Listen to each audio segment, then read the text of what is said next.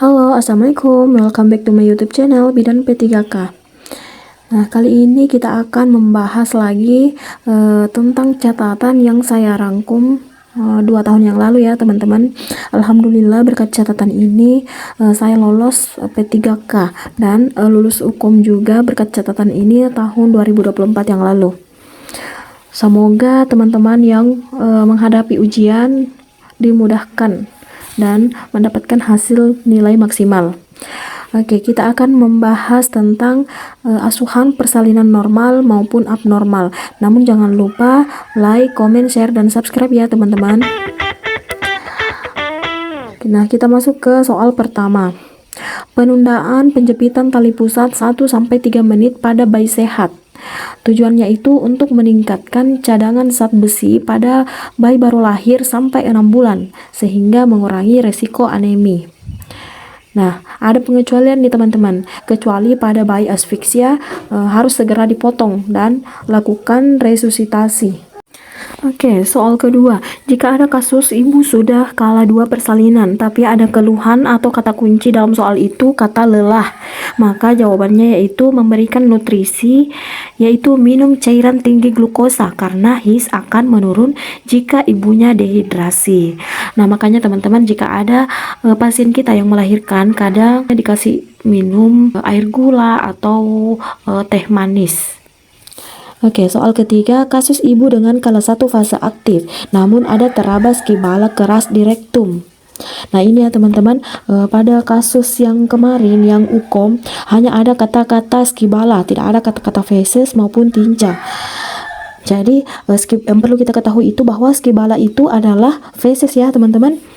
Jadi, jika pada kasus kala 1 fase aktif itu ada teraba skibala keras di rektum, maka yang dianjurkan untuk ibunya itu adalah BAB dan BAK terlebih dahulu. Karena sekarang kan sudah tidak dianjurkan untuk diberikan klisma pada ibu bersalin. Klisma itu merupakan suatu tindakan rangsangan untuk buang air besar pada ibu dengan memasukkan cairan ya teman-teman. Selanjutnya soal nomor 4 tentang penurunan kepala atau HOTS.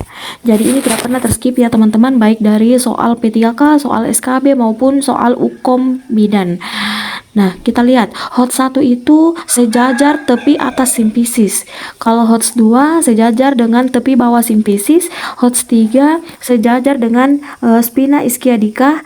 Dan kadang ada juga soal tentang stasinya. Jadi HOTS 3 itu sama dengan stasi 0. Kemudian HOTS keempat itu sejajar dengan os koksigis.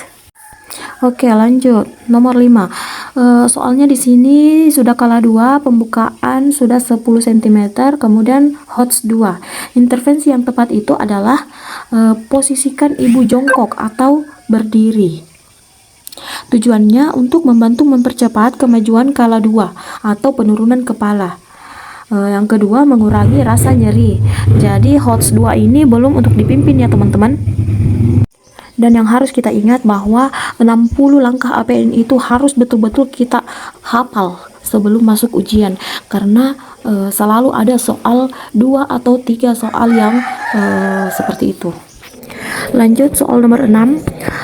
Ini tentang indikasi episiotomi. Ingat ya teman-teman, jawab soal sesuai dengan kata kunci dari soal tersebut.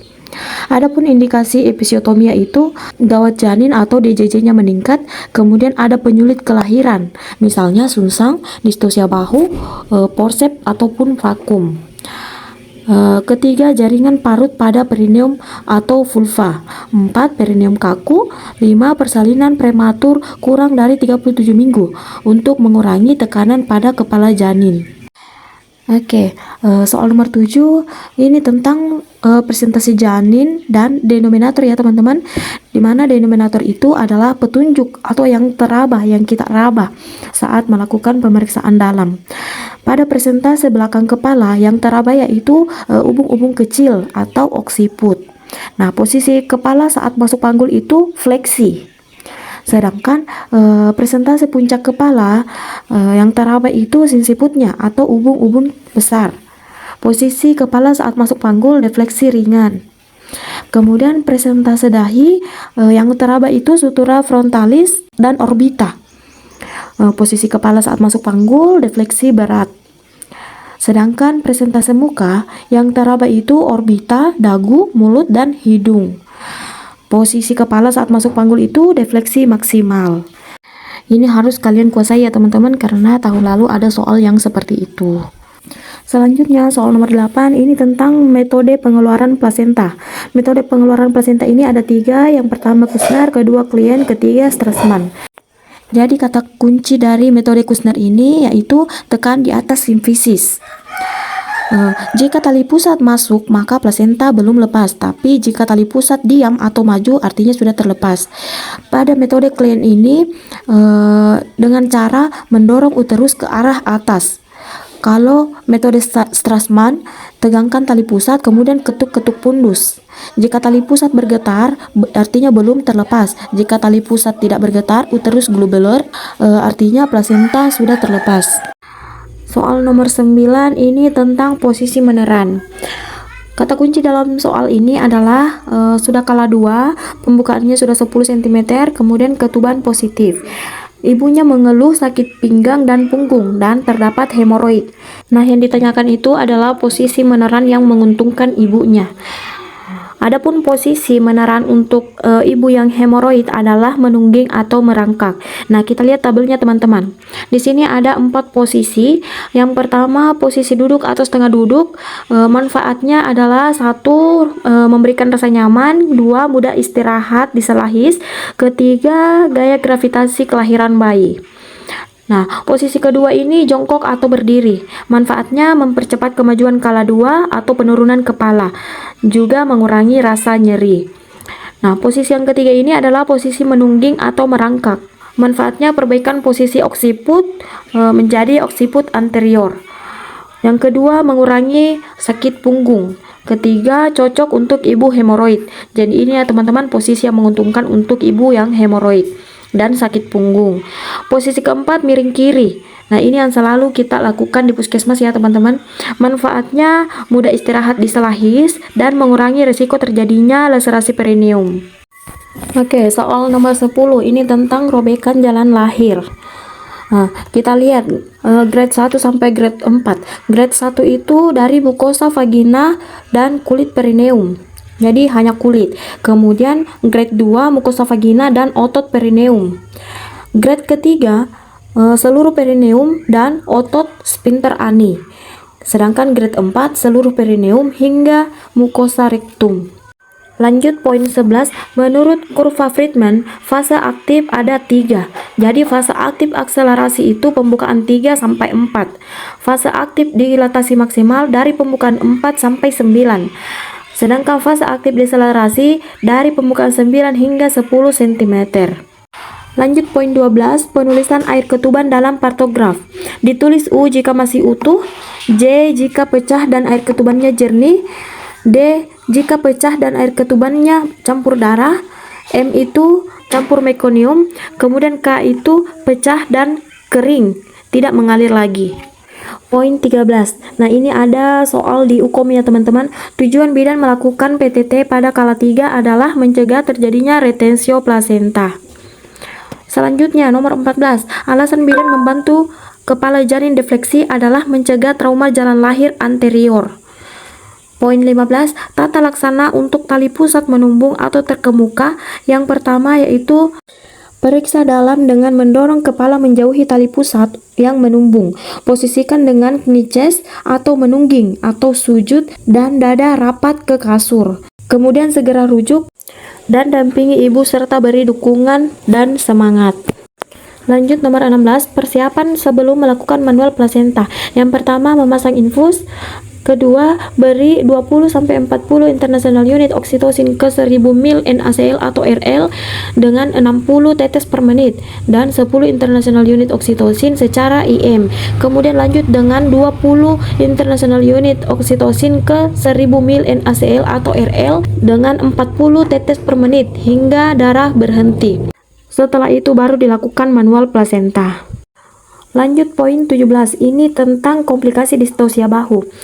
Soalnya saat persalinan kepala bayi sudah lahir namun terjadi distosia bahu, maka jangan dipaksa untuk ditarik. Komplikasi distosia bahu adalah yang pertama brachial falls atau kelumpuhan dari salah satu organ tubuh bayi. Dan jika ditekan pada simfisis dengan kuat, komplikasinya yaitu fraktur klavikula. Nah, poin 20 ini tentang teknik persalinan bokong atau sunsang. Teknik persalinan bokong atau sunsang menggunakan teknik prasat spontan bra atau spontaneous bridge. Tapi ada syaratnya. Syaratnya yaitu TBJ-nya harus kurang dari 3.500 gram, kemudian tidak ada riwayat SC atau CPD dan multigravida. Lanjut nomor 19, tindakan distosia bahu. Yang pertama, penanganan pertama itu adalah lakukan episiotomi. Kedua, posisikan ibu dengan Macrobert untuk memperluas jalan lahir. Kemudian lakukan penekanan suprasimfisis dengan pelan atau Prasad Mosanti untuk mengurangi diameter bahu. Jika tidak berhasil, maka lakukan rujukan segera. Lanjut nomor 20, ini tentang hasil pemeriksaan dalam dari presentasi bayi. Presentasi bayi jika bokong murni atau friend bridge, hasil periksa dalamnya itu teraba bokong, anus, sakrum, dan tuberis. Kemudian jika bokong sempurna atau complete bridge, yang teraba itu kedua kaki di samping bokong. Jika bokong tidak sempurna, maka teraba satu kaki di samping bokong. Sedangkan presentasi kaki yang teraba kaki dan lutut, bokong masih tinggi. Lanjut nomor 21, pada persalinan jika muncul molase 1 atau 2, maka diagnosanya itu adalah panggul sempit atau CPD. Nomor 22, tentang inersia uteri. Ada dua, yaitu primer dan sekunder. Dikatakan primer jika his lemah sejak awal persalinan, sedangkan sekunder his mula-mula baik kemudian lemah. Selanjutnya poin 23 ini tentang gejala inversio uteri. Adapun gejalanya yaitu pertama, uterus tidak teraba, yang kedua, lumen vagina berisi massa, dan ketiga, ibu sangat kesakitan hingga shock neurogenik. Shock neurogenik itu adalah masalah pada saraf ya teman-teman, atau disebabkan karena nyeri hebat. Sebelum lanjut teman-teman, mohon dukung konten ini dengan like, comment, share, dan subscribe ya teman-teman. Terima kasih. Oke, kita lanjut ya teman-teman. Nomor 24 ini tentang tata laksana atonia uteri. Tata laksana atonia uteri itu bisa dengan KBI selama 5 menit. Jika dalam 5 menit uterus kembali kontraksi, lanjutkan 2 menit. Namun jika tidak kontraksi, minta keluarga untuk lakukan KBE. Dan bidan melakukan pemasangan infus serta pemberian uterotonika atau oksitosin maupun ergometrin. Kita lanjut gejala ruptur uteri. Yang pertama, muncul lekukan antara simfisis dan pusat yang semakin naik atau lingkaran bandel. Yang kedua, his terlalu kuat. Yang ketiga, nyeri hebat walau tidak ada his. 4, pasien gelisah dan nadi cepat. 5, DJJ cepat atau gawat janin. 6, terdapat darah dalam urin. Ruptur uteri biasanya terjadi pada post SC atau post op dalam rahim yang menyebabkan rahim robek. Lanjut, distosia bahu terjadi karena bahu anterior janin tersangkut di bawah simfisis pubis. Kemudian nomor 27, tindakan awal jika uterus lembek setelah persalinan adalah masase uterus. Ini tindakan awal ya teman-teman. Soal berikutnya tentang tata laksana retensio placenta. Retensio placenta ini merupakan plasenta yang tidak lahir setelah 2 kali pemberian oksi dan PTT selama 30 menit. Yang pertama yaitu periksa kandung kemih. Pastikan kosong. Jika penuh, maka lakukan kateterisasi. Yang kedua, evaluasi tanda pelepasan plasenta. Selanjutnya, lakukan manual plasenta jika ada tanda-tanda pelepasan plasenta atau semburan darah. Jelaskan pada ibu tujuan dan prosedur manual plasenta, lalu pasang cairan infus. Lakukan anestesi verbal untuk mengurangi nyeri. Kemudian lakukan manual plasenta. Lanjut, ini kasus persalinan yang ditolong oleh dukun 1 jam yang lalu, namun plasenta belum lahir. Tindakan segera bidan adalah pemberian oksitosin 10 international unit secara IM. Kemudian tetap dilakukan PTT ya teman-teman. Nah, poin 30 ini masih tentang retensio placenta.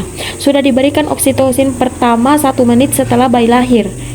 Jadi oksi pertama itu 10 international unit secara IM, kemudian dilakukan PTT selama 15 menit. Jika belum lahir, maka beri lagi oksi kedua 10 international unit secara IM.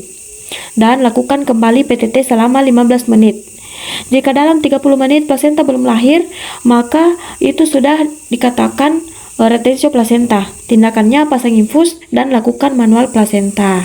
Jadi seperti itu ya teman-teman, penanganan retensio plasenta lebih ringkasnya.